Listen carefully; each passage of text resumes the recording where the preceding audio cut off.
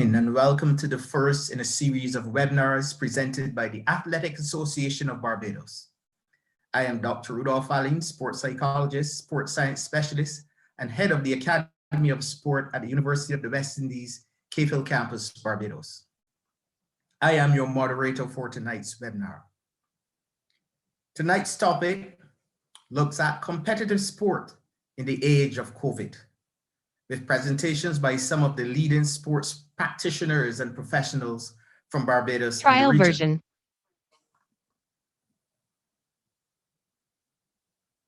Trial version.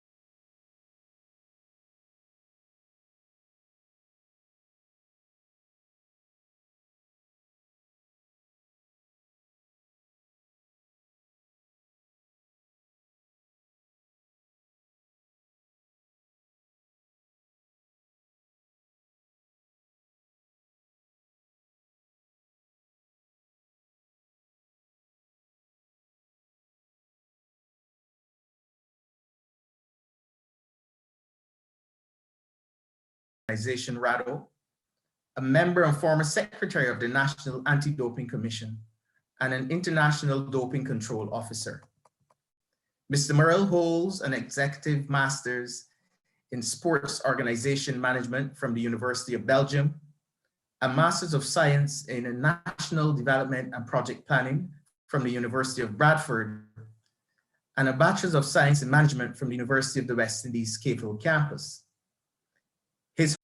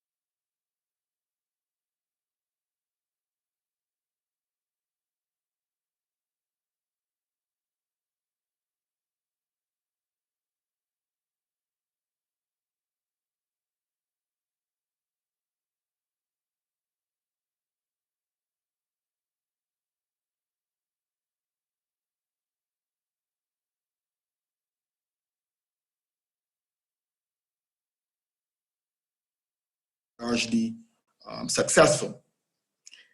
But we recognize that there has been a level of frustration among athletes.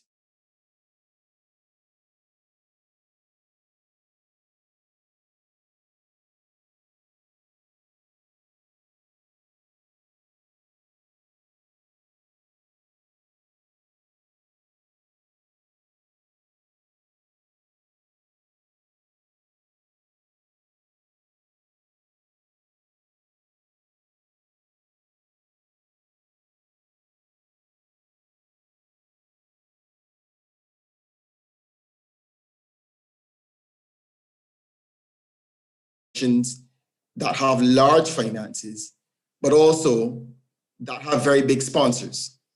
And there are at least 3 examples that we can look at across the world. Our sports we love and we like to see on TV. The NBA, for example, as you would see, I would have seen, they have had play their games in what we call an NBA bubble. And in order for that bubble to be operationalized, they have instituted a 100-page rule book for the COVID environment. And that 100-page rule book speaks to isolation periods, player protocols, testing requirements, and financial penalties. And the NBA put $190 million to ensure conformity with this NBA bubble. The Big Bash League tournament in Australia, where our dear captain, who's on here today, Jason Holder, who was there, maybe he can speak specifically to it when his term comes. They have instituted a biosecure bubble. The English Premier League, Barbadians love football. The English Premier League have been played under regular mandatory COVID-19 testing. And in most cases, they have been played behind closed doors with no fans. And even when they attempted to do the testing among players and staff, they also found persons who have positive cases. And this has affected the league, and some matches in the league have been postponed. And I feel that this is a key element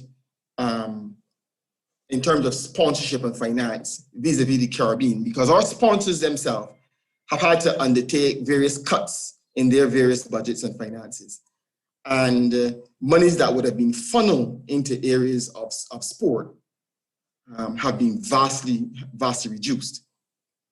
I have done some research across the world. I've looked at individual athletes generally. And during this COVID period, we find that individual elite athletes have had to train from home using improvised methods in terms of weight training, in terms of running. Sometimes them can't run on the road.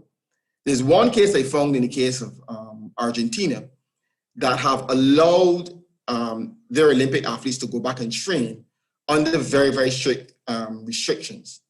On the converse, I should add that in Argentina as well, they relaxed their protocols to do outdoor exercising for the public. And just in one day, they found that 1,000 persons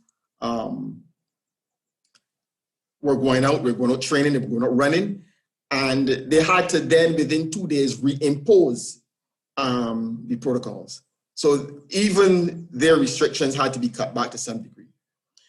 So in terms of those various cases, the National Sports Council will continue to collaborate with the stakeholders and with central government with respect to special provisioning for our elite level and Olympic athletes. That has already occurred within the last 2 to 3 weeks. I know that there has been a special requests have been made for some of our elite athletes by the BOA to the powers that be to let them come and train and so on, because as you know, the Olympic qualifiers are upon us, and the athletes need to train. And also, the National Sports Council will also be making representation for sports to be back on the competitive radar once that all clear is given. I know it's challenging, but we are responsible for the development of sport, and we want to see our athletes go back out there to train.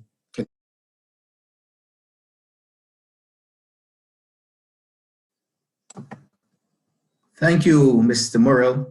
I have a few questions for you. Sure. I'm going to pose those questions to you now, and you can answer them. One of the questions, with many of our athletes in various sports being unable to properly prepare for or attend competition, how far back do you think the pandemic, one, has set them based on the domestic competition, and then as it relates to our elite athletes? Yeah, well, we know, and we have coaches on board here on the panel. We know that intense training and preparation are essential ingredients for success, essential ingredients to make qualifiers, essential ingredients to get your best personal times and so on. Not being able to do that would suggest to me that athletes would be certainly on the back foot, as in the case that I would have indicated.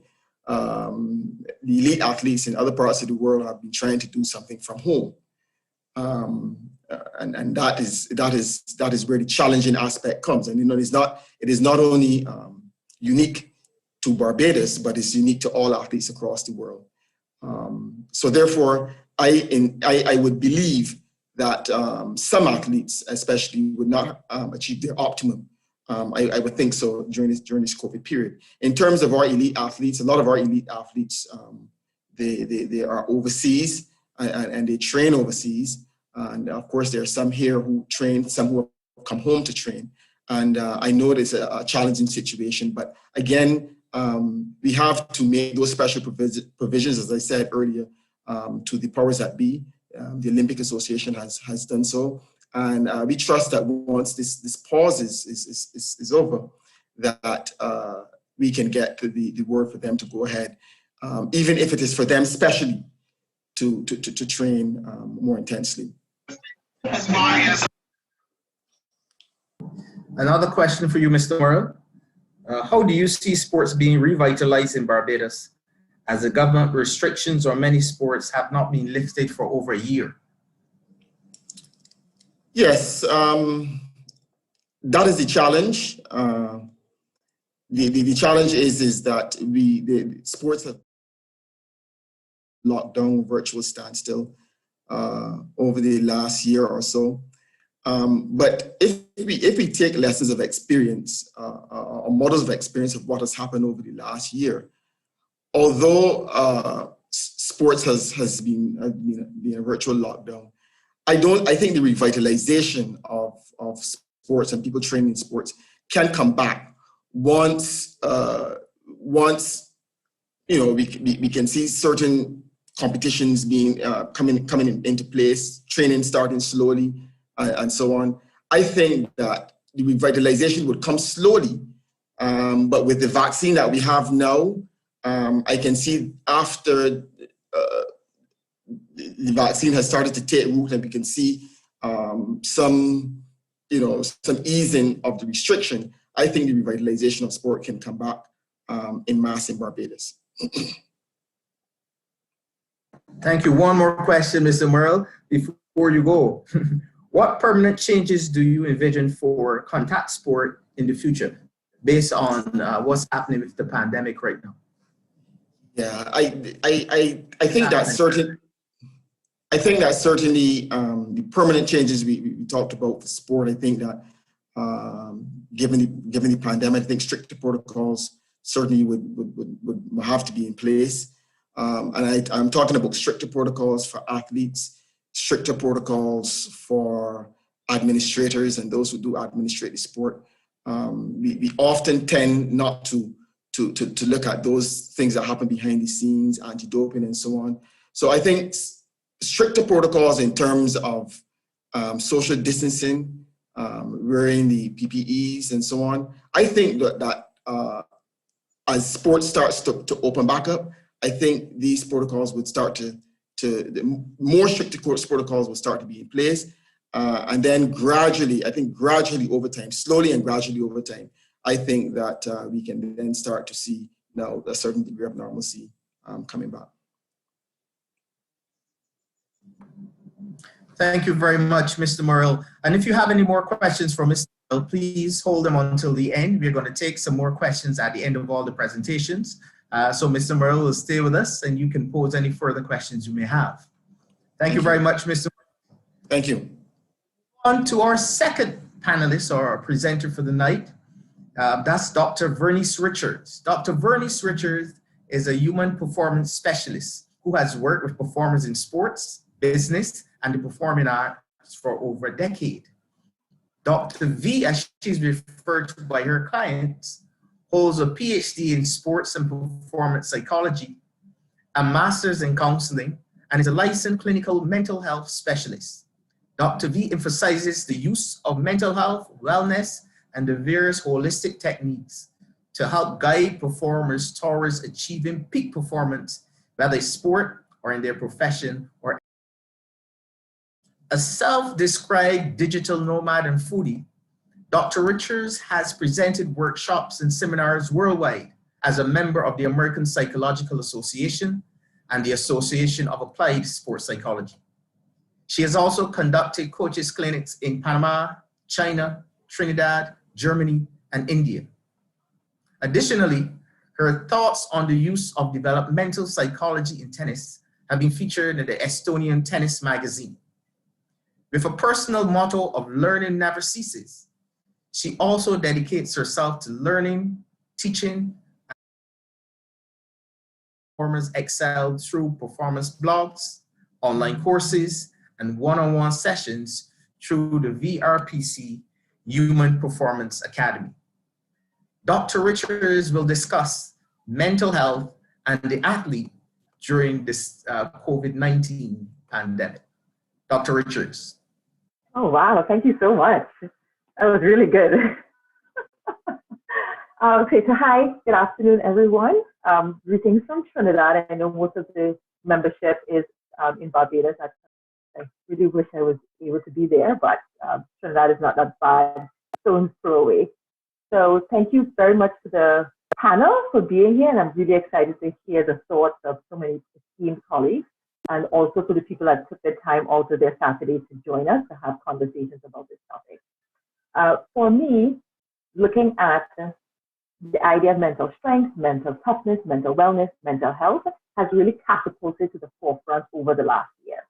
It's one of those things that you hear, sport is 90% mental and 10% physical. We hear that over and over and over again. However, we've always gotten to the place where we don't really spend as much time on the mental aspect of the game or the sport than we really should.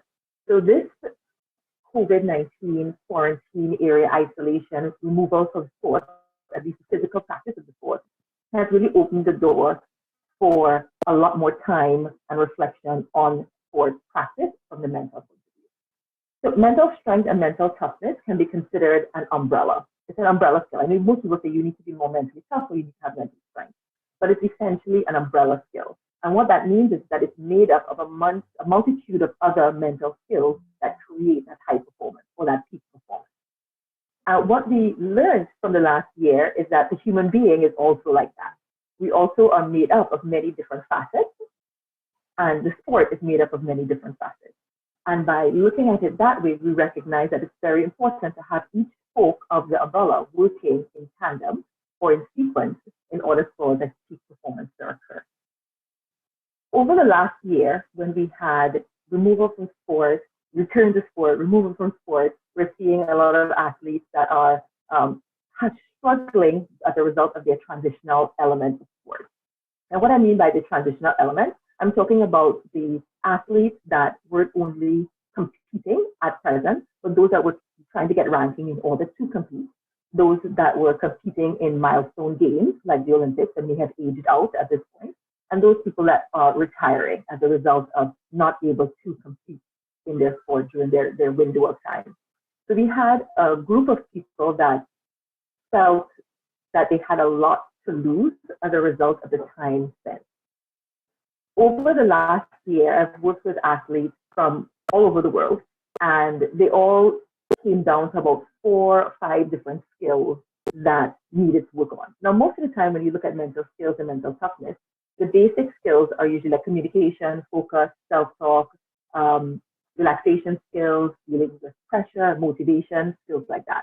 But over the course of the last year, there's been a shift to a little bit more of a mental health topic versus a mental skills topic. And some of those topics that came up include anxiety, issues with identity development or sustainability, life skills, and transferable skills and resilience. So those are the 5 skills that has tended to come up to me, especially when it comes to elite sport. not only how do they practice their sport, but how do they transfer the skills that they've learned within sports to the rest of their lives at this point. The mental health of the athlete is also come up to the forefront as something like, yes, this is a human being, not only somebody that performs the sport, but somebody that has a life as well, somebody that has a family, somebody that has to live the same day-to-day struggles that everybody else in the world has had to live. So it's been very interesting to see the increase in the availability and access to mental health services as a result of this pandemic. So that's like the shining, like the rose with the thorn, as it were, in this kind of area, where we have a lot more access and a lot more availability to mental skills, training, mental health topics, and services. So my hope throughout this process is that a lot of people would make use of that and really use this as a fundamental shift in their training development to focus, yes, on their physical strength, yes, on their strategic ability, but then also on how they fit holistically within their sports from the mental health, mental strength, mental toughness, mental wellness point of view.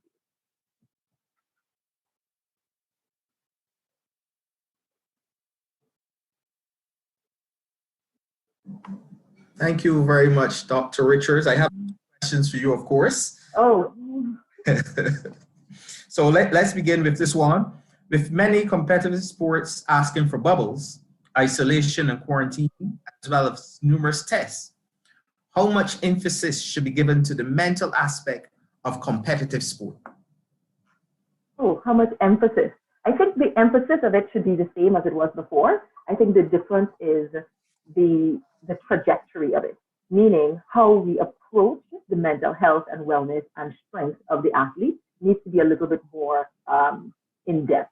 Because like I said before, traditionally we would work on skills like focus, self-talk, motivation, and things like that. However, right now, it's going to be important as we resume sports to look at it just like we would at physical injury. With physical injuries, we ease into it. We look at the athlete or the muscle in a very multidimensional kind of way. And that's how we want to try to approach competitive skill development of an athlete as they return to sport, especially after dealing with so much lack of control, the uncertainty of what's been going on, and then the chronic stress or chronic trauma. And what I mean by that is that the extended period of time for which this has happened, and the extended period of time for where the struggle has been continued. So that creates what we call a chronic stress that can create other issues that can be physiological as well. So within the bubble, if we are able to create those, we want to try to make sure that we have a holistic approach as much as possible in addition to the competitive skills. Thank you, fantastic. Don't move yet, still have a couple more questions. At what level do you think the mental aspect becomes just as important or even more important than the physical aspect of competitive sport? And has the onset of COVID-19 brought this more to the fore? I think it's definitely brought it more to the fore, for sure, because we have nothing else to do but to spend time with the space between our ears, right? So we've had a lot of time to reflect, to think, to consider, to evaluate. We've had a lot of time to do that. So it's definitely come a little bit more to the forefront. I think at what point does it become more? I think we got to that point before COVID, honestly. And that is because the playing field has been, for lack of a better term, evened because of the different, training programs, the different things that we have available to us. So the physical thing has been evened. So now the thing that's going to get you that extra second, that extra inch, that extra mile is the mental aspect of the game, or your ability to manifest your strengths in the mental area.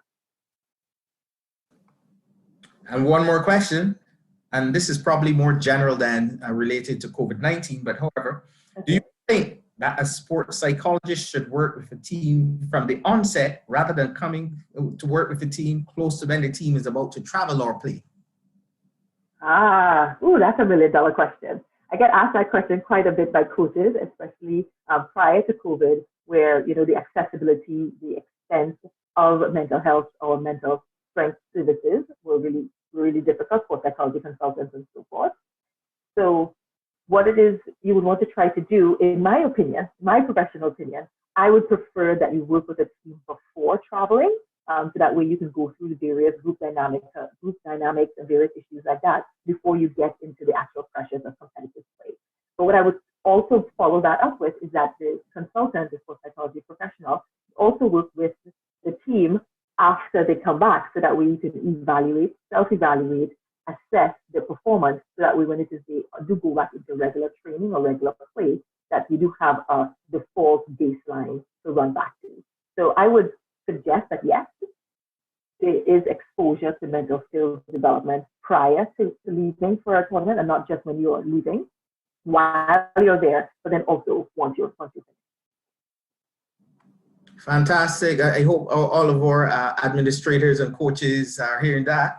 So stay with us, Dr. Richards, because there may be some questions coming in at the end. So stay with us just in case there are some other sports psychology questions which you can answer for us. Thank you very much. No problem. Thank you.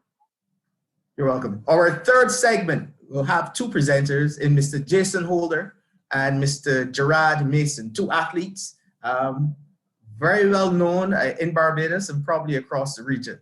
Mr. Jason Holder was seen as a future talent when a selection panel headed by former World Cup winning captain Clive Lloyd appointed him West Indies ODI captain in 2014. Holder was only 23 at the time and was still making his way as a fast bowler and a lower middle order batsman. Less than a year later, he took over the captaincy of the Test team, indicating how much West Indies cricket and the men in the know, men like Vivian Richards, Brian Lara, believed in him as a young, remarkable, level-headed, mature cricketer. Mr. Holder is a recipient of the prestigious Lord Gatheron Award in 2009. He played one first-class game before being called up for the 2010 Under-19 World Cup in New Zealand, where he was his team's leading wicket taker with 13 wickets. He replaced the injured Tino Best for the West Indies limited over leg of the Bangladesh tour in 2011 and made his international debut in Australia a few months later. His Test debut came against New Zealand in Bridgetown in June 2014, where he took 2 wickets and made a very tenacious 52, batting at number 7. He has been signed by the Chennai Super Kings in 2013 in the IPL auction, and in 2016, he was picked up by the Calcutta Knight Riders. Mr. Holder scored his maiden Test century against England in April 2015, which showcased his mental strength. And why we say that? The West Indies were 189 for 6 when he came into bat at number 8.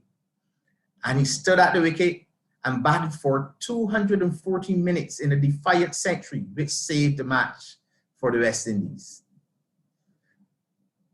Mr. Holder would look at the experience of the traveling professional athlete competing in a bubble. But before he begins, I'm going to give you the bio for Mr. Gerard Mason. Mr. Gerard Mason is a national track and field athlete and the Carifta record holder for the under-17 boys 800 meters. And he ran that in a time of 1 minute, 51.79 seconds. Mr. Mason was also a gold medalist at the Central American and Caribbean Championships in 2010. He is an alumnus of University of Missouri, where he studied accounting and is currently completing a master's in sports administration at Mississippi State University. And Mr. Mason will share his perspective on local athletes being unable to train and compete during the COVID-19 pandemic. I'm going to ask Mr. Holder to begin, and then once he's finished, Mr. Mason can give you his presentation. Mr. Holder. Thank you very much. Good evening to everybody. Yes, I'm pretty simple from my perspective. I've obviously had the privilege of traveling around the world. I'm playing professional sport during COVID-19. We all know what challenges COVID-19 has posed to all of us, as individuals, irrespective of what you do. For me personally, it has been difficult. It has been difficult because it's something that we're not accustomed to. For instance, playing in front of no spectators was hard. For me personally, I tend to land on the vibe from the crowd to build a little bit of atmosphere, to build a little bit of enthusiasm and just get your body going, get into it. And for me, I like playing in front of people because, a lot of people appreciate what you do. And, you know, not having that spectacle was difficult at first. You know, for me, I felt in certain situations, particularly in a test match, you know, you tend to just drive on the crowd for that energy and that atmosphere, and it wasn't there. So for me, I didn't have to call on my inner, I guess, personal pride to carry me through. You know, my competitive nature at that, you know, particularly the first series in England was strange, and at times, you know, I guess there was always a rivalry between myself and Ben Stokes, you know, who's a leading all-rounder in world cricket as well. You know, so I used that to fuel my energetic spirit and that competitive nature that, you know, I would normally have. And for me, it got me through. But from then till now, you know, I've pretty much traveled around the world and been in bubbles. You know, I had probably a 6-month stretch playing in biosecure environments. And it's funny that we spoke earlier about mental health. I know for sure mine was tested. And I did see some very tough times, you know, because on any given tour, for me personally, I like to just drift away from the actual sport, you know, play a bit of golf, and just try to just unwind that way. And having cricket at the forefront of your everyday life, you know, became very, very difficult. You know, I had nothing to turn to. It wasn't a case where I could have family members around as well because of the restrictions of each bubble. So that became that posed another challenge for me personally. It then led me to not going on the recently concluded tour to Bangladesh, and I didn't go for a number of reasons. I didn't think as though the integrity of the bubble there was safe, and practically because I've been on the road for 6 months, going through bubble to bubble, and you know I had been home for a little while, and I was starting to feel a little bit of mental fatigue. But having said that, and having said everything I've said before, I am privileged to be in a position to play professional sport during a time like this. And I think all of us had appreciated the fact that we were able to continue our resume sport. Still a lot of sports are still up in the air and haven't had the privilege that we've had. So I think us as professional cricketers, particularly, we're very, very lucky and privileged to still be making a living, you know, during these times. And I guess that's it for me in a nutshell as to my experiences playing in a biosecure environment. I guess at the very end, I'll be open to any questions, and I hope that provides some kind of insight as to how I have experienced, you know, playing cricket during COVID-19. Thank you, Mr. Holder. We have a few questions for you once Mr. Mason makes his presentation. Mr. Mason?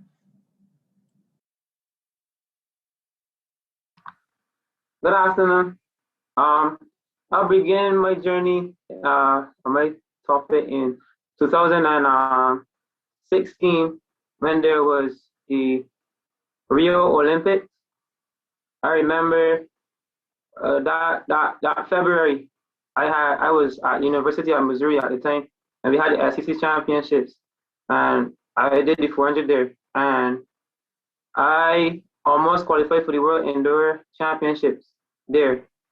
And my coach looked at me and said, you know what, we really got a shot at this 2016 Olympics. I said, okay, let's go for it. 2 weeks later, I tear my labrum in my right hip, and I'm done for the rest of the season. I'm like, shoot, that was a shot at the Olympics, you know? It's every 4 years. Fast forward, 2020, January, I'm all but like, I've basically given up. Like, I can't do this anymore. Mr. Burnett looked at me, Gabriel Burnett looked at me, and I asked him one day, I said, Coach, you think I have what it takes to make this 2020 Olympic team? I said, and he said yes. I said, okay, well, let's go for it. I trained, and I definitely wasn't in the mindset to make that Olympic team. So and then COVID hit Barbados, and I said, you know what, maybe that's a sign. And they decided to postpone it to 2021. Here I am now, a year later, and we don't know if there's gonna be Olympics again. And I'm at home, and I'm training, and basically I have kind of no motivation because it's like, what if And so that's what it is like for an athlete being in Barbados right now. We don't know when the season is gonna start. We don't know if it's gonna start. And so I'm just hoping and praying, because this is kind of my only opportunity to then make the 2021 Olympic Games. And so it's hard for us here right now. We're kind of struggling. And now with the lockdown, you know, some people not morning people. So, you know, the time to train is from 6 to 9. And so some of us are finding it kind of hard to wake up in the morning, because then, you know, we have to train to maintain our fitness. And so right now, it as I said, it's very hard. The only way to compete right now is to be like in the United States or in Europe. And obviously traveling has restrictions. And so, as I said, we have to rely on what the season holds here. And we don't know what's going to happen. So I'm in a kind of different bubble to Jason, you know, but we will figure it out. And that's the situation I'm in right now. If there's any questions, you know, you can ask after. Thank you. Thank you, Mr. Mason. Yes, I'm going to have a question for you shortly, but this first question is going to go to Mr. Holder. Mr. Holder, how was it playing without spectators in the stands? How was that experience for you playing in the bubble? Yeah, it was weird at first. You know, I've been accustomed to playing in front of people for a number of years, and my whole international career at that. And, you know, suddenly you're faced with a situation where there are no spectators, there are no fans, there's no atmosphere, there's no buzz. I guess it kind of lends to the similar experience we'd have playing a first class game in the Caribbean, where the spectators are not plentiful. It's just a case where you've got, you know, maybe a couple hundred people in the stands at once. So yeah, I guess I try to simulate that within my mind and just try to focus a little bit deeper on what's at hand. And again, I have personal rivalries with individuals and in the opposing teams that would motivate me to get the better of them. You know, for me, that's what really fueled my competitive nature, and I try to lend on that in particularly tough situations or tight situations in any particular game. And how did this impact, or did it impact your performance in any way? I wouldn't say that. Again, I'm a really competitive person. I guess like any other athlete, you know, once you cross that line, you know what's at stake, and you know what you're going out there to do. I would admit, as I said before, that it was different, but I guess as professional athletes, we just got to find a way, and that's one of the things that I try to carry with me throughout my entire career. You just have to find a way. Conditions may not be the same. Opposition would never be the same. You never feel the same as you did probably the day in front. You know, every day is a different challenge. So for me, I just try to find a way. You know, every day I'm not going to have an attractive game, you know, but I can have an effective game. You know, so these kind of things I just try to push in my brain or to have that kind of mental state, and I guess that's what drove me for the last couple months. Okay, great. And you spoke about having to dig deeper mentally, particularly playing in this bubble. How was that experience for you? Well, to be honest, bubbles have been really, really tough. I've had situations where I've been tested every 5 days. I've lost count to the amount of PCR tests that I've done. Not having access to my family members or close friends has been really, really challenging. And I'm one of those guys who, after a game, you know, I like to come back, you know, eat dinner outside. I like to dine, so probably eat dinner outside of the hotel. On any off day, I like to go out and play golf. And these are things that I just didn't have the luxury to do. I'm not an indoor person. Wouldn't call myself a house mouse. So I like to go and socialize and chill with the people that I love and enjoy spending time with. And I didn't have that, you know. And I think I've been playing long enough around the world to build relationships and friendships with various people in the places that I've been. And, you know, you travel to, for instance, the UAE, have a lot of friends there, Australia, New Zealand, and all the situations were pretty similar. So it was challenging because especially on days which were really tough. You know, we've had some tough games in the last couple of months. You like to unwind and you like to de-stress, and you didn't have that luxury. So you then had to, I guess, find some kind of de-stressing agent within the confines of the hotel, which was for me very, very, very difficult, especially not being accustomed to doing it. Okay, thank you very much, Mr. Holder. Gerard, I know you spoke about not being able to train, and someone just sent a question in, so I'm going to ask you this question, your opinion on this. So the question is, do you think that the BOA, the National Sports Council, and the national federations should come together and create a bubble system for our national athletes, especially those ones who are preparing for the Olympics? What's your thoughts? I mean, it will help a lot, you know, but the main focus would be to compete. So yes, if we could create a bubble, we'll be able to train. But then, how do we compete? That would be my take. It would be so to answer the question. Yes, I think it would be a good idea. But then to further that, I would say, well, yeah, we create that bubble, but then how do we compete? Well, we've seen on television, particularly, I think Mr. Merle mentioned this in North America and so on, where bubbles have been created for the NBA, for the NHL, for the NFL, and they've been pretty successful. So do you think that creating such a bubble in Barbados and the Caribbean can be successful too? Yes, I think it will be successful if we create a bubble in the region, especially for Barbados, because then we can travel to great stadiums. You know, Jamaica has a great stadium. This is for track and field I'm talking about. So Jamaica has a great stadium. Grenada has a great stadium. So, you know, if we create that bubble, then on top of that stuff, games like Carifta games will be easier to be held. You know, and then we could host regional meets, and it will make qualifying for the Olympic Games a lot better, easier. So final question for you, Mr. Mason. So during this period, you're unable to train, you're unable to compete. So how have you been able to maintain your level of fitness? Well, I am thankful for Lestevan because it's like right down the road for me.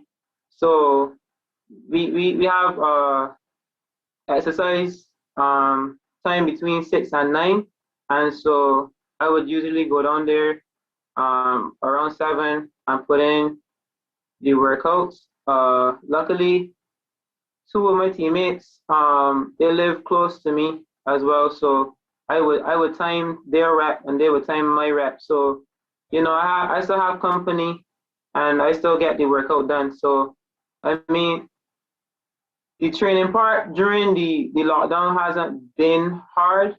The hardest part would be knowing when we will be able to compete, because we kind of like lions trapped in a cage, whereas like we putting in all the work, but then to actually get out there and do something is the hard part. So that's what I'm itching for, and I'm seeing a lot of world records being broken that way, where they're so strong mentally, they were so ready to just get out there to compete, that so many world records are being broken right now because of the mindset of the athletes. And so I feel like, yeah, we're training hard, but we need to get out there to compete, and that's what we should be talking about. Thank you very much. It's fantastic. We're going to move ahead. Again, hold your questions. If you have additional questions, hold them for the end. Once we have our final panelists, we'll have some additional questions. Our final presenter for the night is Dr. Llewellyn Harper. Dr. Harper is currently a private sport and primary care medicine physician in Barbados.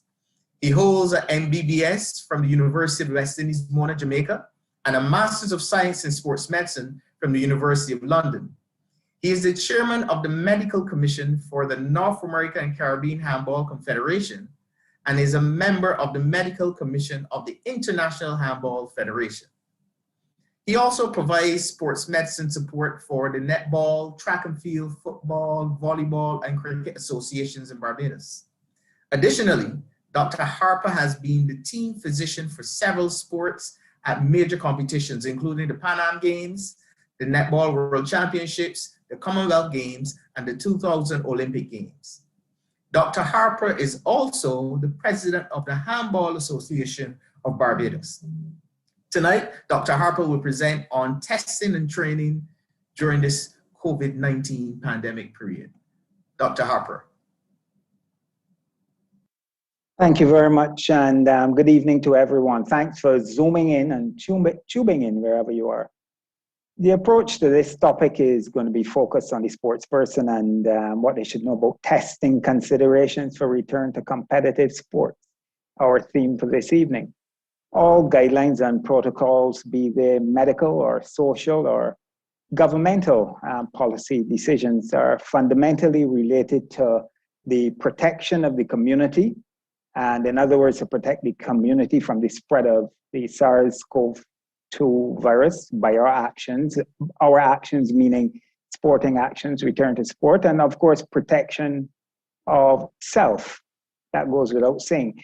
The transmission risk and prevention of community spread of COVID-19 requires a reclassification of the risk of the individual sports based on almost daily emerging information. This information is gained almost exclusively, sometimes only, from the continuous testing for COVID-19. No testing, no information. Therefore, as the topic suggests, I'm going to focus on testing and how it relates to return to competition. Testing.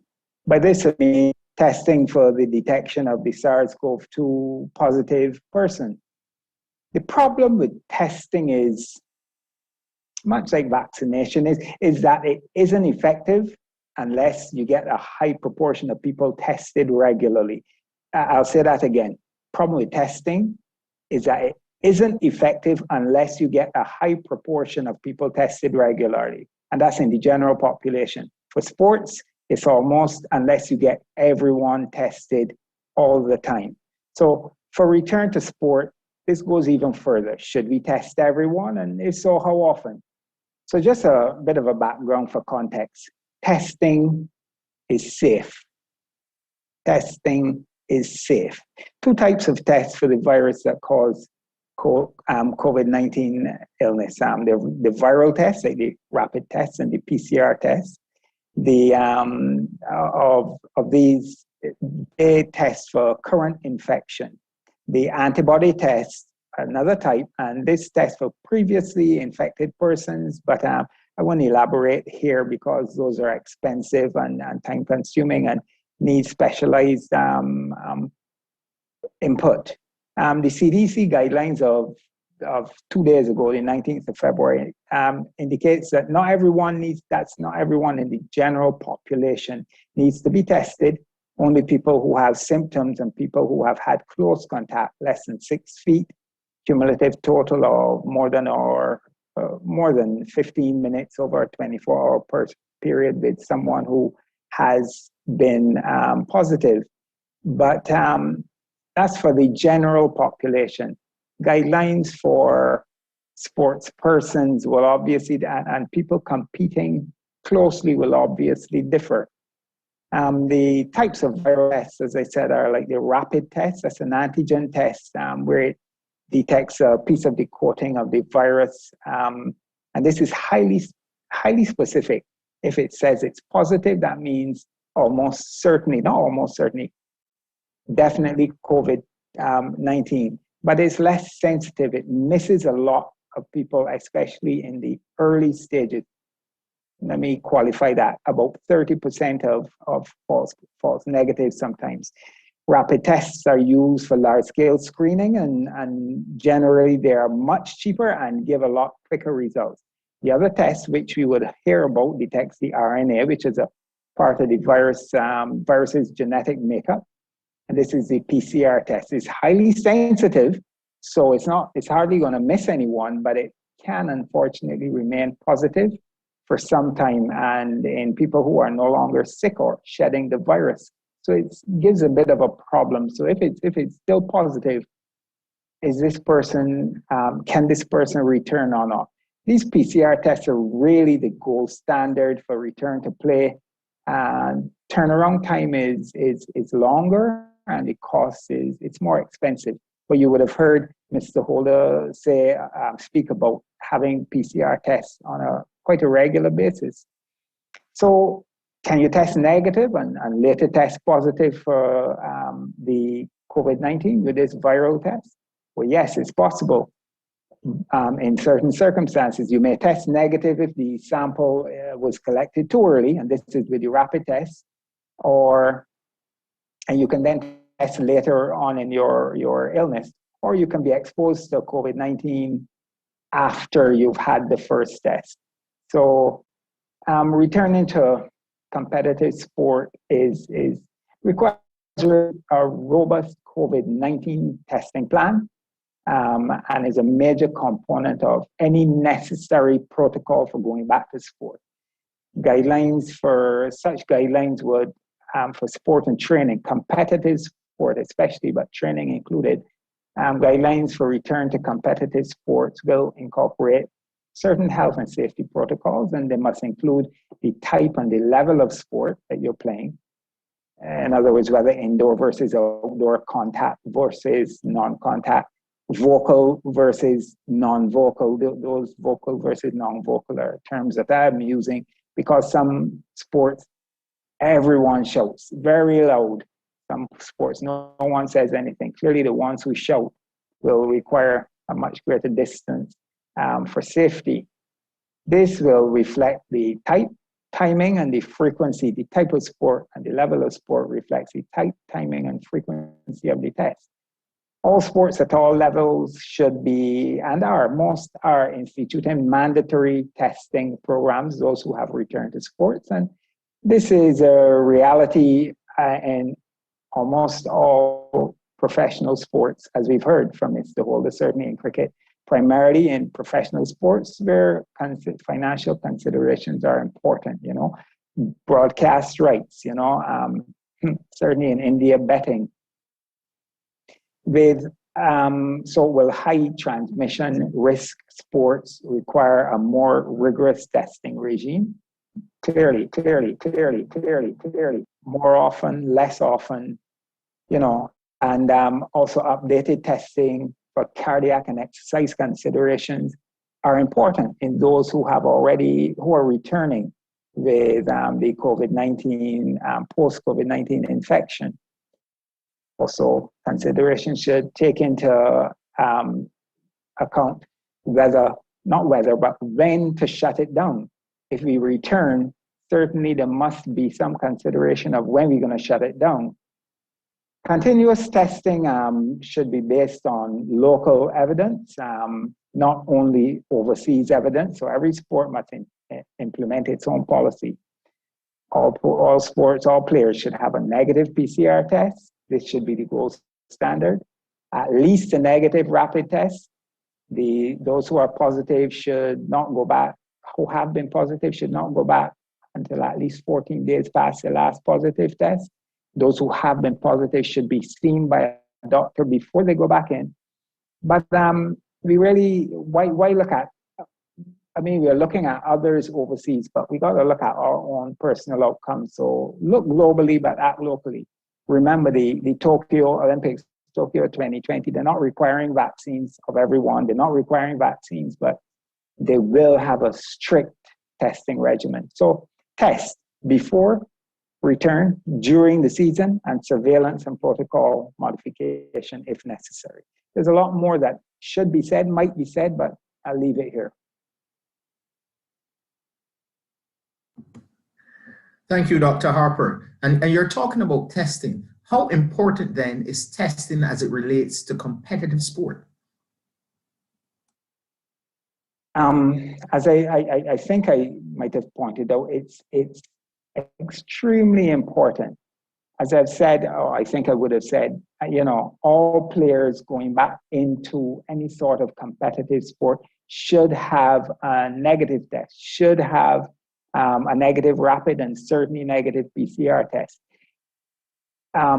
Testing is very important as well to determine the level of positivity in sports persons. If we don't do our surveillance, again, as I've said, how will we know if we are going to impact on the general population?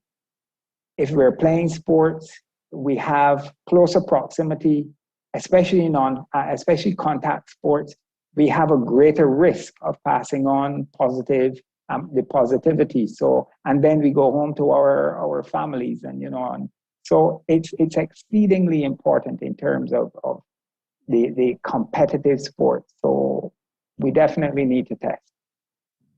A question for you from one of our audience members. Do you think athletes may have to present vaccine credentials as requirements to return back to competitive sport? It depends on the sport, and it depends on the protocol that the sport has laid out. Again, as I've indicated,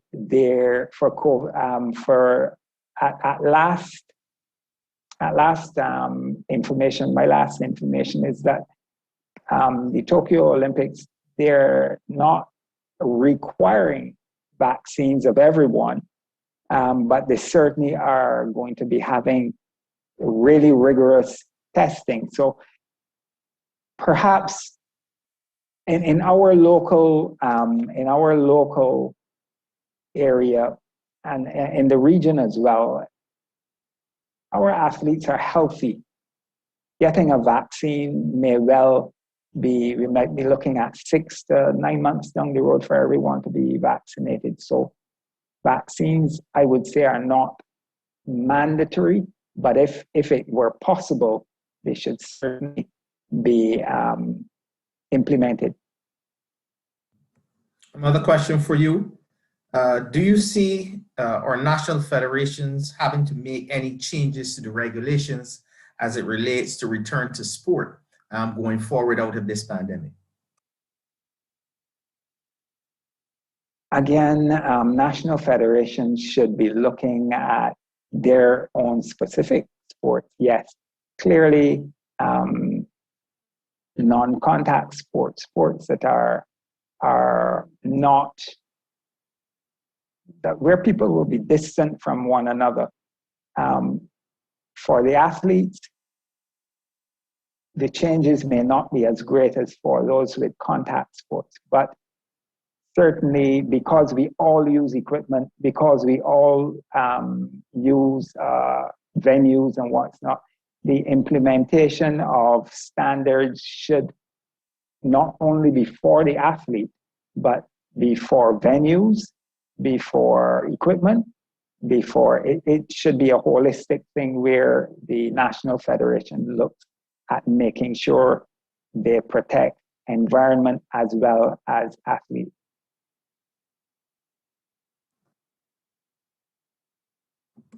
Okay, Dr. Harper, don't move. The questions are rolling in for you. Methods such as shakedown, where competitors have been tested the day before competition, have been put in place in overseas competitions. Would this be appropriate to have in terms of coming back to competition in Barbados, this shakedown method? Interesting.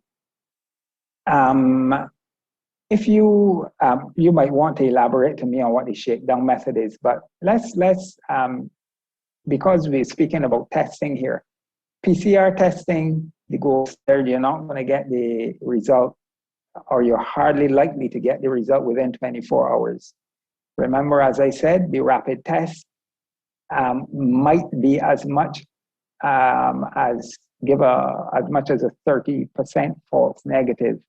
So for contact sports especially, if you are going to be looking at doing a 24-hour testing 24 hours before, you also have had to take into consideration doing tests, PCR tests, 5 days before, and then once you've had the test, once you've had the result, perhaps doing the rapid test 24 hours before, which you can get the result back in 15 minutes, yes.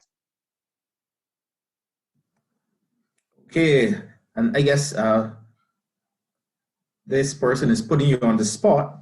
As a president of a sporting association and also a medical doctor, have you implemented any protocols for sporting activities, or are you planning to once you return back to competition?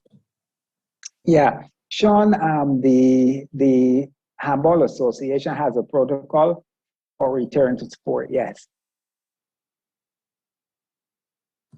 Okay, thank you. Let me go back, Mr. Merle. What's your thoughts on creating that bubble? Speaking as an administrator in sport, what's your thoughts on creating a bubble for competition and training possibly in Barbados?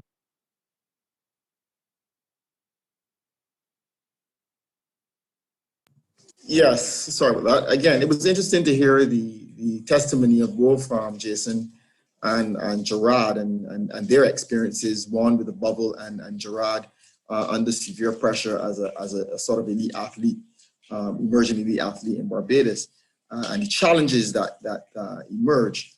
When I did the research on the bubble, and I wanted Jason to speak about that, the bubble speaks a lot to testing protocols, pretty much regular testing protocols, which suggests to me a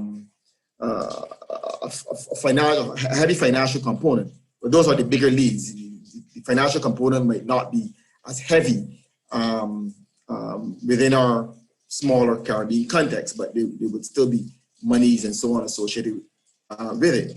I believe that we can have a situation where we can have discussions with the Olympic Association and the federations. In fact, the National Sports Council has already sent out communique to the national federations to discuss return to play protocol and the challenges that they may have. So I suspect they would call for discussion around what a bubble situation would look like. Of course, we would understand that there are many different sports, many athletes and many different sports. So we're not talking just about one particular sport or one particular athlete. And that in itself is going to be challenging. So I would think that it would call for discussion. What is the financial outlay, how we're going to be implemented. And I think if we put our heads together to see if it can in fact be implemented, I think we can go with it. So it's an idea worth discussion. Yes. Okay, thank you. This question is for Dr. Richards. And the person is saying, in the Caribbean, a great deal of our athletes are usually studying and training overseas. What are some of the things that you can suggest, particularly as it relates to teams, to help in terms of mental preparation for the athletes? We're referring to team sports specifically. Well, yeah, the person referred to teams, but you can give suggestions for individual sports too as well. Okay, so especially with teams, I think that those sports have been hit the hardest if they've been separated as a result of the pandemic and not able to train together and move together and build that shared mental model with like sort of understanding what the team culture is and that kind of thing. So that would be a difficult bridge to cross for sure. The only thing that I have thought of with respect to the team athletes is continuous communication with them, doing seminars like this with their coaches, with their training staff, with each other, to try to keep that chemistry alive as far as them understanding each other, and hopefully that would translate into the physical aspect of the team later on. As far as individual sports go, then it's a little bit easier on that end, but I believe that the challenge with the individual sports as a result of this pandemic is the isolation aspect of it. So yes, you compete as an individual. Yes, you train as an individual. However, the reduction of the social element has made it very difficult for athletes to assimilate and to express themselves that way. I think Jason mentioned that before when he's in the bubble and it's very, very difficult for him, being somebody that's a little bit more social, feeling that they have to stay within the confines of the biosphere. So that makes it a little bit difficult. So the challenge, I believe, is trying to incorporate as much knowledge, education, and experience that you can muster within the current circumstances. it's very easy to sit back and say, oh my gosh, like I can't do this and I can't do this and I can't do this and I can't do this. But the important element would be try to pay attention to how you can be very creative, very innovative, and reach out to people and as much be as social as we can through the mediums that we have available. Thank you very much, Dr. Richards. Mr. Murrell, we have another question here for you. It says, given the current situation and preparation time for Carifta and the Olympics, will athletes have access to National Sports Council facilities to train? I guess that's a very pointed question. Your mic. Sorry. Yeah, of course. Athletes will have access to our facilities. All that is required is general letter to make sure that a schedule will be in place. I somehow detect the question is a little bit broader than what Gabriel is indicating. If he's talking about the stadium track, I think that's maybe where you would want to go. Of course, everyone knows that we have challenges, and currently the National Sports Council is working on a short and long-term solution for a very viable one at that. But in the interim, what the board of the council and management of the council did is that we prepared a number of fields across Barbados for the exact purpose of athletes being able to train on them. And these are known to the Athletic Association. There's only 1 or 2 fields that we weren't able to complete because of climatic conditions. But yes, athletes will have access to our fields, facilities to train, yes. Thank you, Mr. Murrell. I'm going to open the floor. I mean, if there's anyone who has a question, remember though, the protocols, you raise your hand. And once you raise your hand, you identify yourself and you say who you're directing the question to. So you can do that as soon as you're ready. I see another question here. I'm not sure who this question is for. It says, can we address the state of women during this COVID-19 when they are not able to participate in their sport? I guess anyone can answer, but Neil, that may be one that you can.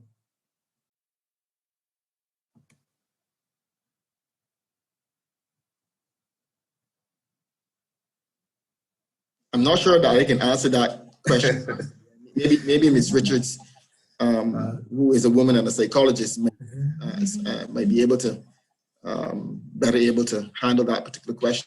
I'm not sure the direction of the question, to be honest. I'm not sure either. So Dr. Harper or Dr. Richards, if you want to take a stab at that.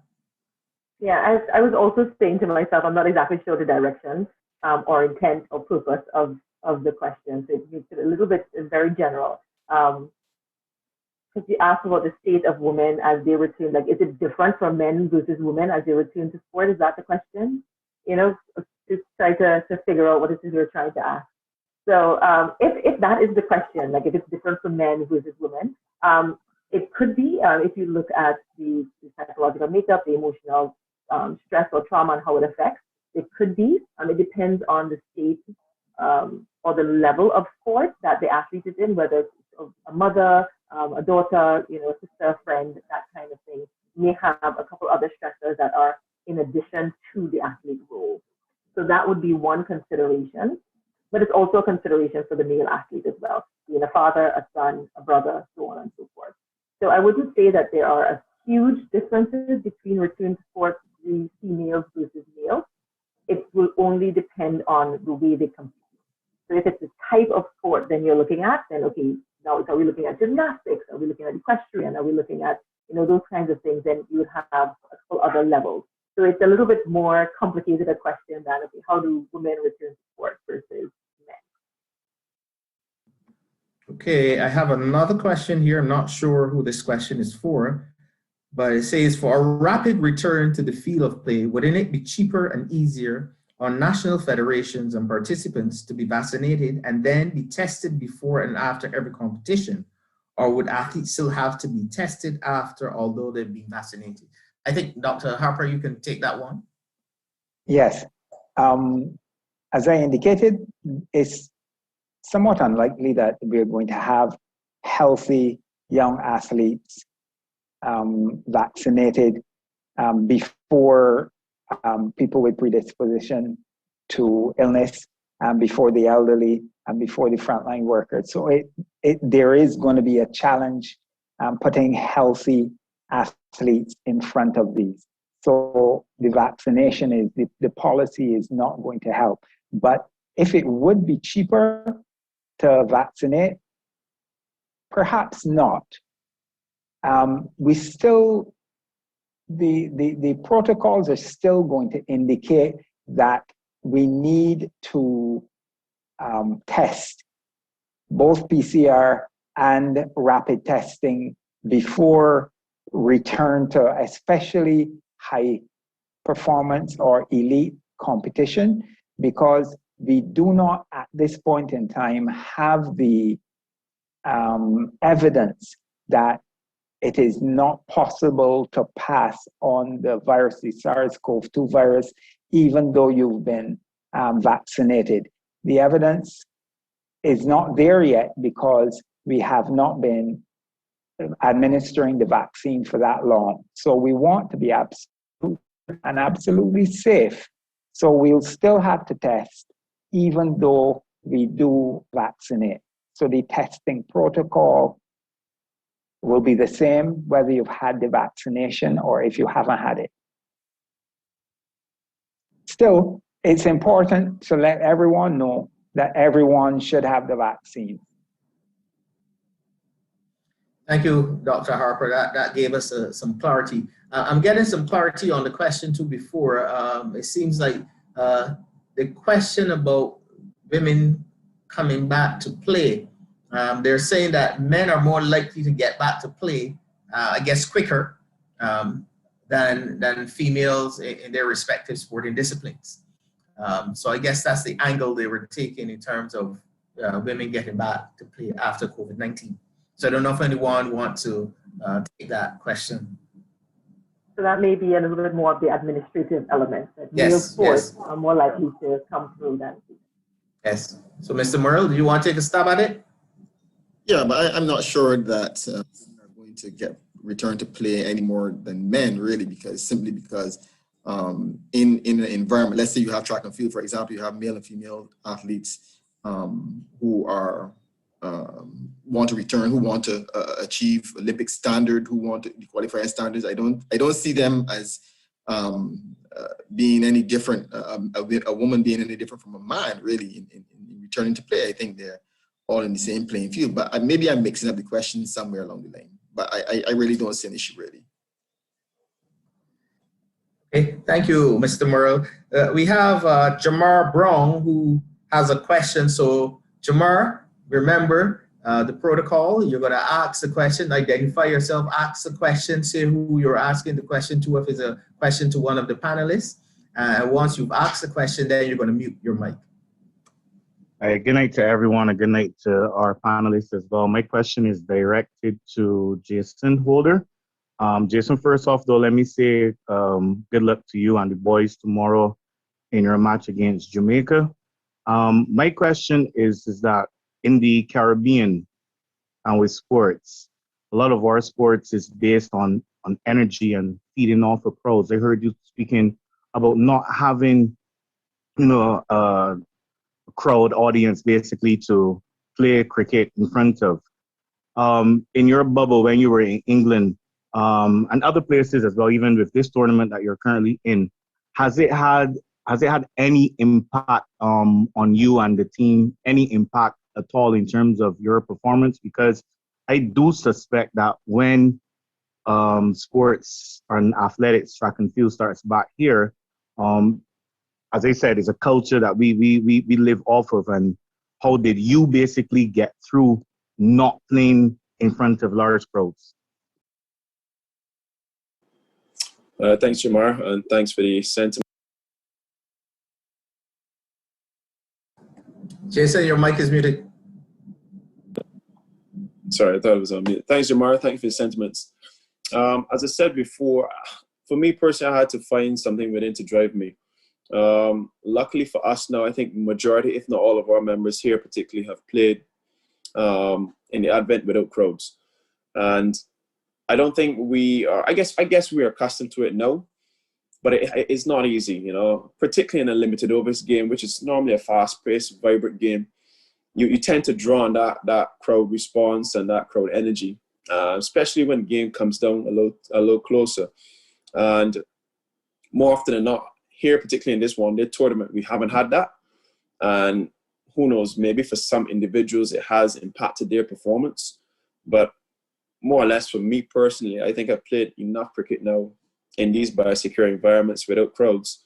And I've been able to adjust and find ways to get by. But again, by no means is it is easy. Crowd element brings a huge factor into competitive sport. You know, I've seen tons of sports since the resumption of sport post-COVID, well, since COVID has outbreak. And all the athletes have said the same thing, you know, they miss that crowd element, you know, they miss the buzz from the crowd and the vibe in which they bring to help fuel them and get them through their respective sport. So I think it's more of an individual-based question where each individual has to find something within to drive them. And that's down to, again, that individual. Thank you, Jason. I have a question here for Gerard. The person is asking if you can give an idea of where you have been training for the last couple of months and the type of conditions under which you were training. Yes. So we've been training at Botanical Gardens. So if you don't know where that is like opposite the National Stadium. And so it's kind of been a cross-country kind of training in that if we want to cover 300 meters or so, if we want to cover 400 meters, because I'm a 400 runner, and so if we want to cover those kind of distances, we have to like trot uphill, then come downhill. I mean, it's been interesting, fun for some, not fun for some, but me personally, I would rather be on a flat surface. So whether it's the National Stadium or University of West Indies, Cave Hill campus, you know, I would rather that kind of environment. I'm not taking any shots at anybody. I just saying I would rather that kind of environment to train on, like, because we're talking about competitive sport, you know, and so right now, let's say I have a 300 and I run that 300, I might run 50 seconds, right? That's slow in a 300, but based on the conditions of going uphill and downhill, I ask coach like, yo, so is that fast or I have no idea of seeing where I am if I'm ready to compete anything, you know. So and then others have been like the hurdlers. You can imagine hurdling up a hill or like not on a flat surface. It's been kind of hard on us. So and then to like put those hurdles in your car and to drive, you know, to drive all around the hurdles in the car. It's been hard. Thank you, Gerard. Remember, guys, you can ask your questions. I see we have some members of the media here with us, Mr. Corey Grave and Miss Marissa Lindsay. I don't know if you have any questions from a media standpoint that you want to raise before our panelists, but anyone who is here tonight, you can raise any questions as it relates to competitive sport in the era of COVID.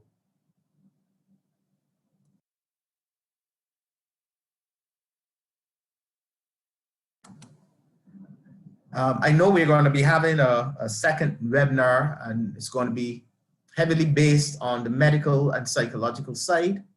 But Dr. Harper, how do you see, and I know we're talking Olympics and the possibility, or maybe not, of the Olympics happening later this year. How do you see the COVID pandemic impacting the likelihood of the Olympics come July, August later this year? That question, let me answer it in two ways. One, whether or not the host will be able to put on the Olympics and put it on safely. I think they will be able to put on the Olympics and do so safely, but it's going to be a severely, if it does go ahead, it will be a severely scaled down Olympics. There will be a number of countries that will perhaps not be able to send full teams or to send their best athletes because of COVID positivity or recuperation from COVID, or indeed a number of athletes having been ill and not being in shape. On the other hand, if you look at the local level, it's a big investment to send a team to the Olympics, even in the best of times. The Olympics is really the epitome of sports, and you don't want to go there just to say you were there. You want to be competitive. Certainly some countries might go there just for the experience, but I can tell you that we here in Barbados, we want to be competitive.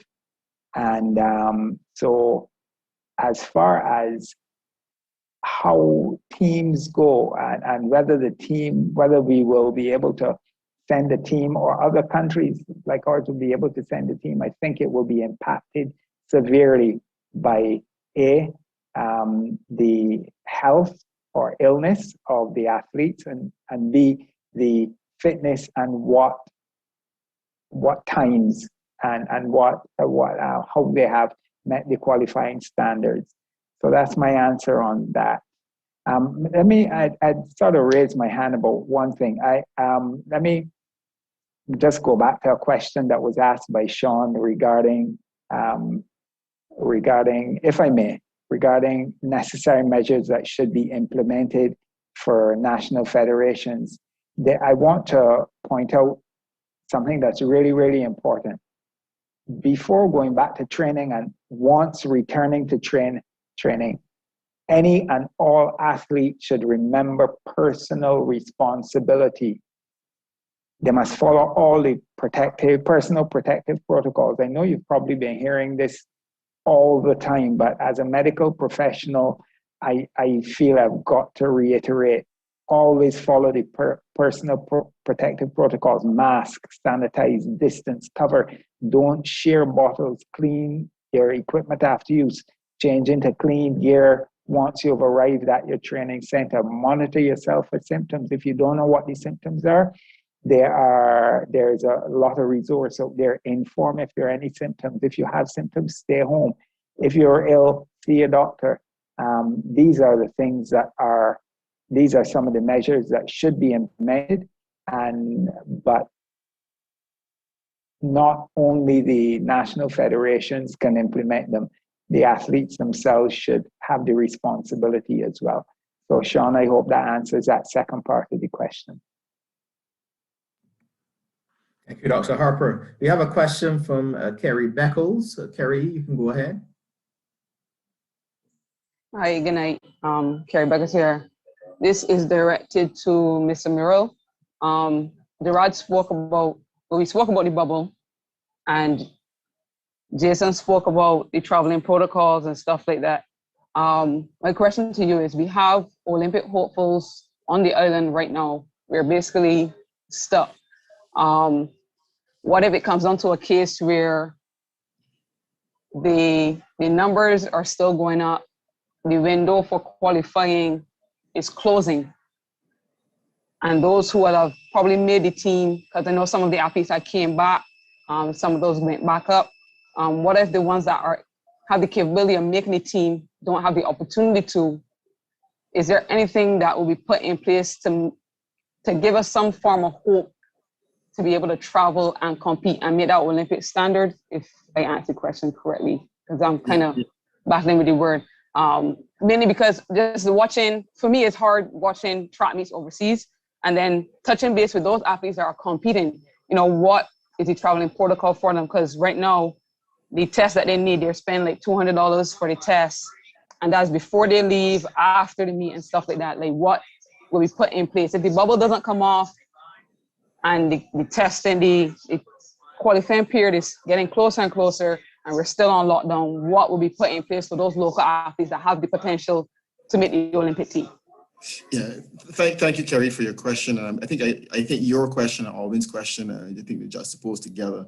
When we had the initial chat with the BOA a couple of weeks ago regarding some of the athletes coming home to train, the monitoring unit had indicated that the training for athletes, was before the pause, training for athletes would be in very small groups of 2.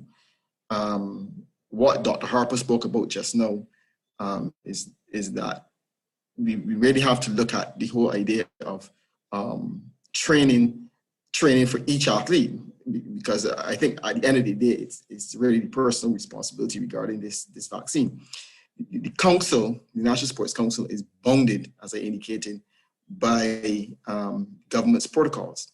However, what I would indicate is that, or what I indicated in the presentation, is that we will make, in concert with the BOA, special provisioning to the powers that be for these Olympic athletes, as has been done in Argentina, so that we understand that, the qualifiers are around the corner.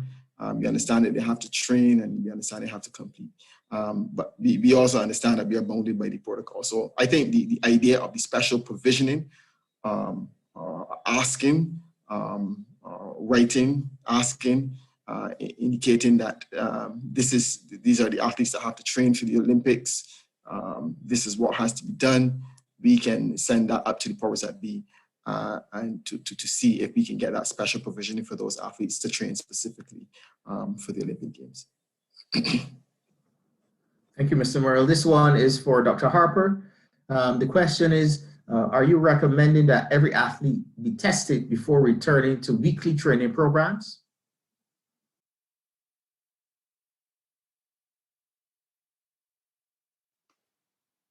I do recommend that under the auspices of their national federation, that if they are going to come together to train, if there is going to be a training squad, that everyone be tested before they come to train and have a negative test.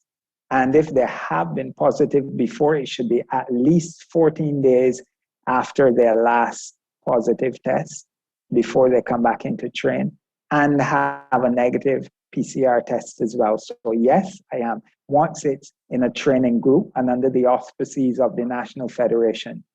Individually, like Gerard was indicating, how he trains individually, no, I am not recommending that every athlete be tested before returning to a weekly training program.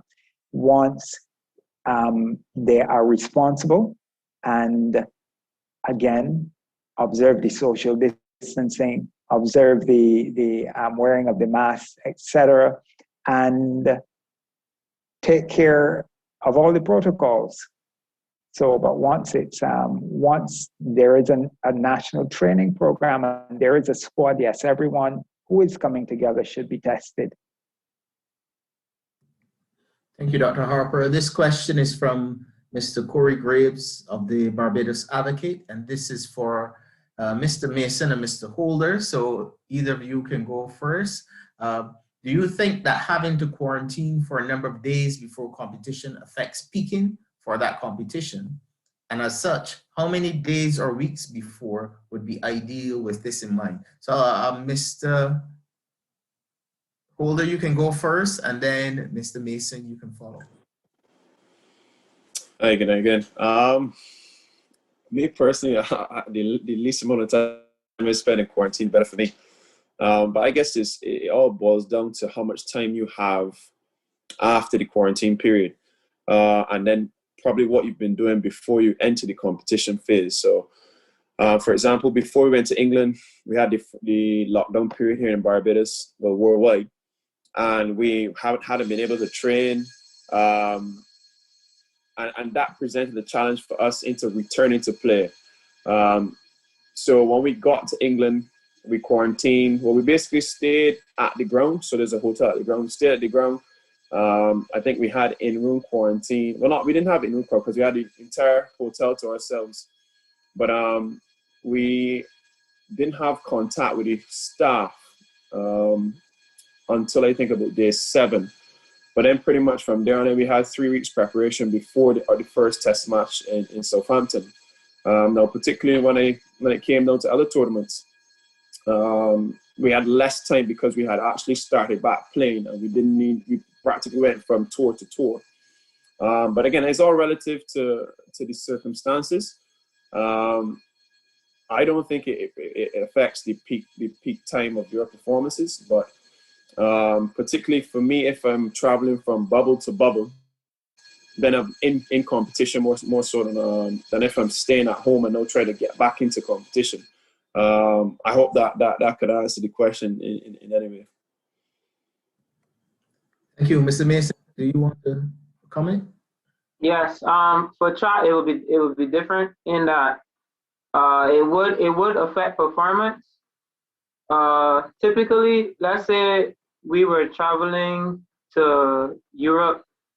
We would probably go a couple weeks before to get acclimatized, and so that we could get a couple of shakeouts before the actual competition. So with us leaving then to quarantine, it would take some out of it would take some something out of a peak performance, because you're in the hotel room, you can't do anything, so it would take away from the performance if you do quarantine. Okay, thank you. I think this question is for you, Mr. Morrow. Are we going to aim for non-contact and low-risk sports to return first and slowly join higher-risk sports, or are we waiting to bring all sports back together at once? And I'm assuming this person means in terms of competition and training, of course. Yeah, we have been in contact with the monitoring unit. The monitoring unit seems to have, they have an aversion for not bringing contact sports back into play. Therefore, you find that sports like basketball and football have not really come back on as yet because of the very nature of the sport.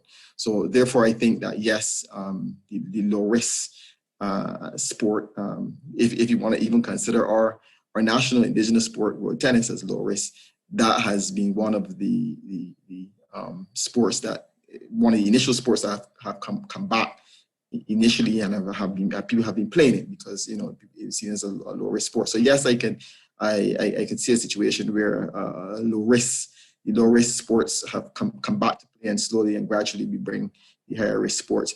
I think the key element here in all of this is the vaccine. I think that will be, in my view, a game changer, so that we can return to some level of normalcy. Thank you, Mr. Morrow, but this one seems to be for you too. How do we intend to compete with the rest of the world at the highest level? Will Olympic standards be changed as a result of how teams are chosen or represent our country if the COVID surge continues? I don't think Olympic standards will change at all, because they must be, first of all, a qualifying standard, and the bar is always set fairly high. So I don't think those standards would change at all. We have been presented with a situation that affects all countries of the world, a situation that we never thought perhaps would happen over the last year or so. So because we are presented with this situation, we have to battle through with it. When the time is ready for us to try to make the qualifying standard, all countries of the world, or most countries of the world, are in a similar position to Barbados. And therefore, we have to work and try our best when the country slowly reopens to indeed try to make the standards that are set. This one is at you again, Mr. Morrow. Is the Olympic Association or the National Sports Council prepared that if the COVID cases increase in Barbados, willing to send the athletes overseas to be able to qualify, send them overseas to other countries to qualify for the Olympics. That is perhaps one alternative, and that would engender certainly greater discussion among our grouping and an agreement on costs and so on to send the athlete overseas. I see that as one of the possibilities, yes. Okay, thank you. This one, with competitive sport restarted in other parts of the world, can we implement any of these protocols in Barbados? I'll give that one to Dr. Harper.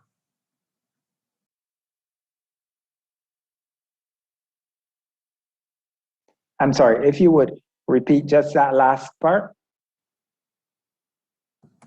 Sorry, with competitive sports restarted in other parts of the world, can we implement any of these protocols in Barbados? Yes, definitely we can implement a number of these protocols in Barbados. As a matter of fact, the protocols that have been sent into the National Sports Council by each national federation have outlined many similar protocols that are worldwide. There is no, we haven't had to reinvent the wheel or anything like that. We're all on the same page. However, again, because of our size, because of our economy, because of the situation that we find ourselves in, especially now with the high positivity rate, there is the difficulty in implementing the protocol. We do want to get back to competitive sport, but at the current situation, that's not going to be possible because of how we're finding ourselves. But we are in the process of, or should I say, we are trying to implement these same protocols. But things like bubbles and what's not, these are exceedingly expensive, and usually for sports, very, very elite sports and sports where there is a lot of money involved. Thank you, Dr. Harper. We're going to take two more questions and then we'll wrap up. This one is for Mr. Merle again. How soon can we expect regular road tennis tournament scheduled for this year to resume? Once central government gives the all clear regarding return to play protocols, once the National Road Tennis Federation in concert with the National Sports Council has a schedule and agreed plan, then tournaments can resume. But the central part of this is the all clear and all clear given by central government. That's the main plank that we're working with. Okay, thank you. This question is for Mr. Holder, but I'm going to ask Dr. Richards if she wants to give some comment to at the end of Mr. Holder's response. It says, as a captain, with the situation of COVID, has motivating a team and keeping them in check been difficult? I would say at times, yes, particularly coming on to the end of a tour. I think under normal circumstances, when you're closer to home, your brain sometimes shifts. And with the advent of being confined to a hotel, more often than not, it is tough, mentally draining as well. So it has been tough in some circumstances to get guys pumped up for the game, especially knowing that maybe the results haven't gone their way within a particular tour. But I just try to reiterate to them that you're still a professional athlete. You're still being paid to do something, and we're doing it for a purpose. So I mean, it is still individual based, but for me as a captain, sometimes it can be very, very difficult, especially for long tours. And I must say, quarantine really drains you as well. I've had a few bubbles where I've been stuck in a room for between 7 to 14 days, and it's tough. It's hard work because for me, the room just kind of gets smaller and smaller by the second.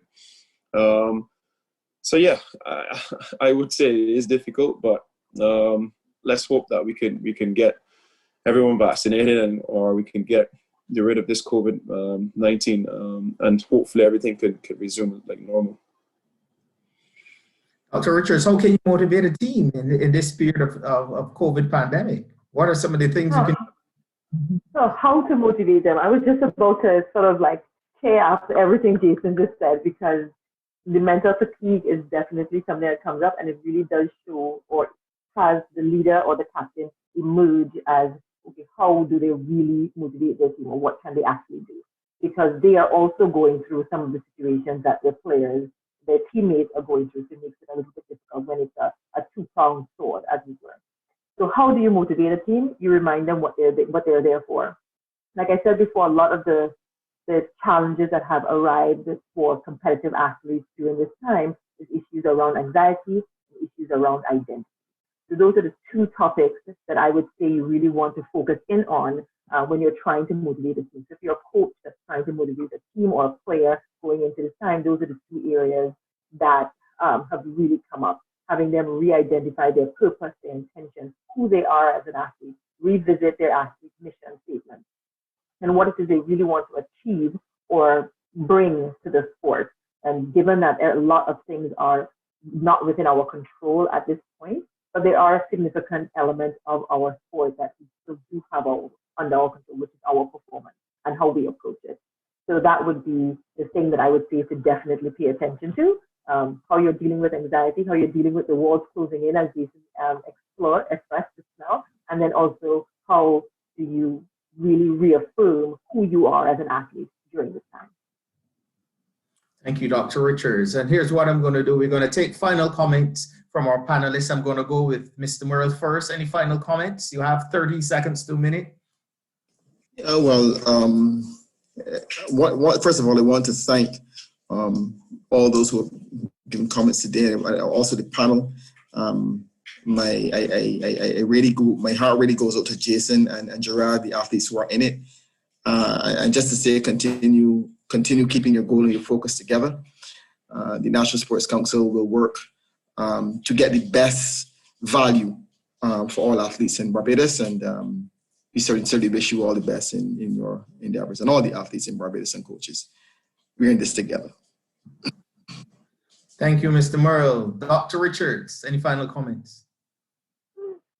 Oh, final comments. What would be bits of advice that I would give?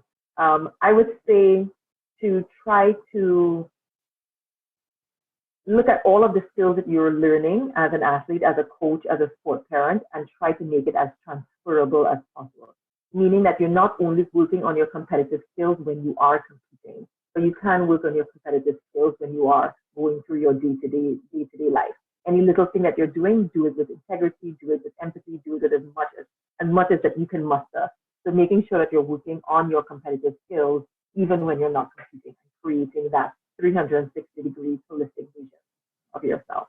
And imagery for those people who are having trouble like sort of competing or being in spaces that they can actually perform their sport to the best of their ability, try to use as much of their visualization and imagery skills as possible to try to create that mental image of what it is they're trying to do and trying to accomplish.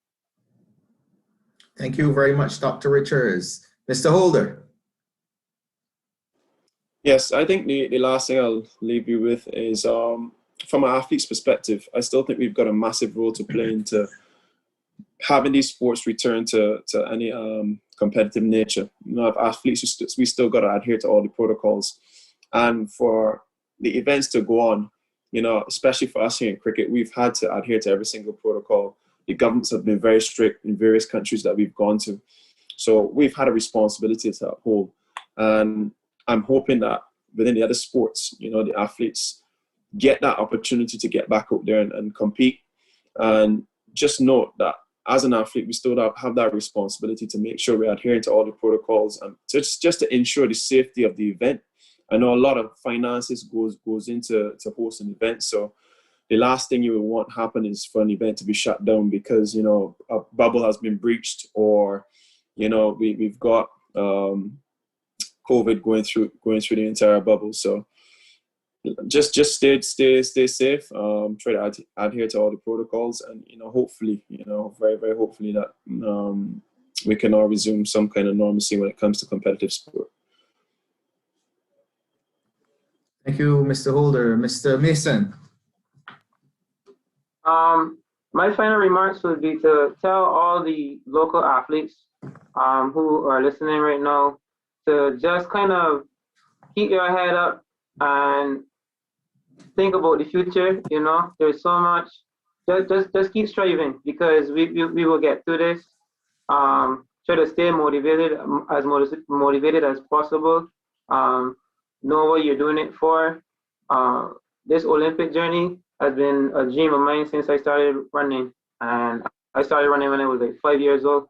I thank Mr. Bob, Mr. Alwyn Bob for helping me through that whole journey, and Mr. Burnett keeping my head on and making sure that I'm still here today fighting for a place on the Olympic team. So I'll just tell every athlete out there, just keep your head on. We will get through this. Thank you, Mr. Mason. Dr. Harper, final comments. I want to thank the AAB for having me to present, and I want to thank the other panelists. This I think has been really excellent, but I want to say to everyone, frustration. The policymakers are frustrated, the medical people are frustrated, national federations are frustrated, athletes are frustrated. But you know what? We're all working towards one goal. It's not that we are trying to pull against one another. We're all working towards one goal. And I want to endorse what everyone has said. And remember, if we win a gold medal, or if the West Indies wins every single game that it plays from now till February, and we lose another 10 people, or another 15 people, or another 20 people, friends and family of ours, that's not gonna, it cannot suffice. They're not equitable. They're just not. Everything that we need to do, let's follow. You guys can do very well at your sports. That's your responsibility.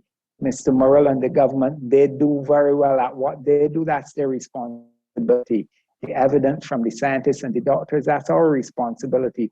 So let's all pull together. If the advice is given to do X, Y, Z, do X, Y, Z, but help us all to help each other. Thanks for that, and good evening to everyone. Thank you very much, Dr. Harper. I would like to thank the following partners and sponsors for making this webinar, this first webinar, a reality. Acute Vision, Design Labs, the National Sports Council, the Barbados Association, Olympic Association, sorry, the Barbados Association of Medical Practitioners, the members of the AAB Medical and Public Relations Committee, I dare say all of the members of the AAB executive, and the panelists, of course. Without them, this would not have been possible. Mr. Neil Murrell, Dr. Vernice Richards, Mr. Jason Holder, Mr. Gerard Mason, and Dr. Llewellyn Harper for this stimulating, thought-provoking, and informative presentations on this topic tonight. Remember that this is the first in many webinars. So on March 6th, you can join us, where the discussion will be on medical and psychological considerations for sport during the COVID-19 pandemic. Also, we are moving ahead in terms of the AAB and staying in contact with you, the audience. You can stay connected to the AAB through the new social media platforms. The AAB now has a YouTube channel, a Facebook page, and an Instagram page as well. So stay connected to the AAB. www.facebook.com/AA Barbados is the Facebook address. You have an Instagram as well page, which is AA Barbados, and then the YouTube channel. Stay connected with the AAB. Thank you for being part of the first in many webinars, and we look forward to seeing you on March 6th. Have a fantastic night. Stay safe and make sure that you adhere to all of the protocols. Thank you very much. Have a wonderful evening.